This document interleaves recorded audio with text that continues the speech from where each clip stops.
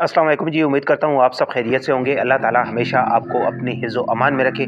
सबसे पहले दुरूद व सलाम अस्सलातु वस्सलामु अलैका या सय्यदी या रसूलल्लाह व अला आलिका व अस्हाबिका या सय्यदी या हबीबल्लाह।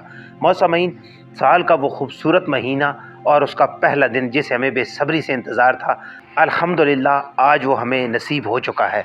जी हाँ, मैं बात कर रहा हूँ रमज़ान की। रमज़ान का वो बाबरकत महीना जिसका आज पहला दिन है। आज की वीडियो में हम ये अहद करेंगे कि हमने इस रमज़ान को एक रस्म की तरह नहीं बल्कि इसको अपनी ज़िंदगी बदलने का एक अहम नुक्ता बनाना है। मोअज़्ज़िज़ सामीन, रमज़ान की आमद से पहले हम घरों की सफाइयाँ करते हैं, सामान लाते हैं।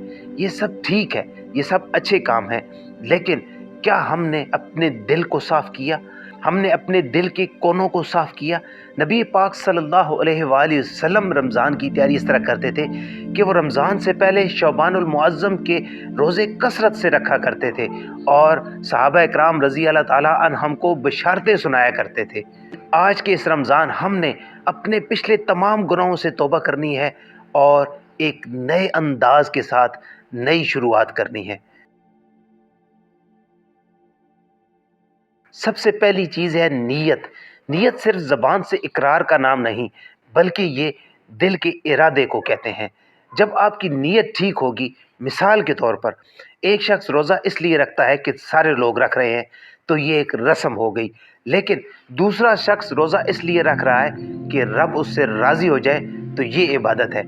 जब आपकी नीयत दुरुस्त होगी, तो आपकी सहरी भी नेकी, आपका दिन को सोना भी इबादत और अफ्तारी के टाइम आपका पानी पीना भी इबादत बन जाता है।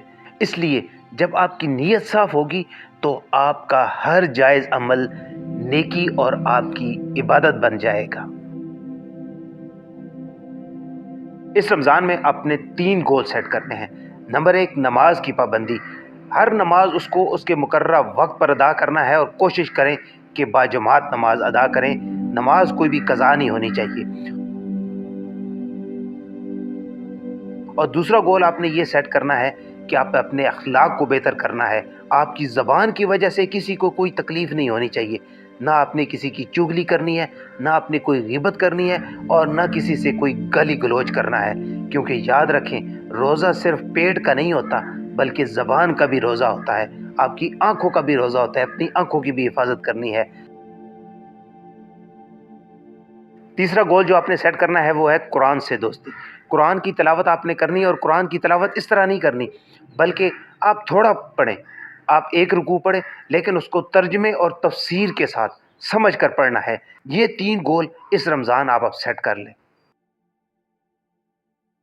सबसे अहम चीज़ है दुआ। इफ्तार से चंद घड़ियाँ पहले जो टाइम होता है, वो दुआ की कबूलियत का टाइम होता है। उस टाइम जो दुआ भी की जाए, वो कभी भी रद्द नहीं होती। इसलिए अपने लिए, अपने मुल्क के लिए और उन लोगों के लिए दुआएँ करें जो परेशान और तकलीफ़ में हैं। अल्लाह ताला आपका हामी और नासिर हो। अल्लाह ताला इस साल के तमाम रोज़े आपको नसीब करे और आपकी इबादत को कबूल व मंजूर फरमाए। मुझे भी अपनी दुआओं में याद रखिएगा। अगर इस वीडियो से थोड़ा भी आपके दिल पर कोई फ़र्क पड़ा है, तो इस वीडियो को दूसरों के साथ शेयर ज़रूर कीजिएगा। दुआओं में याद रखिएगा। अल्लाह हाफ़िज़।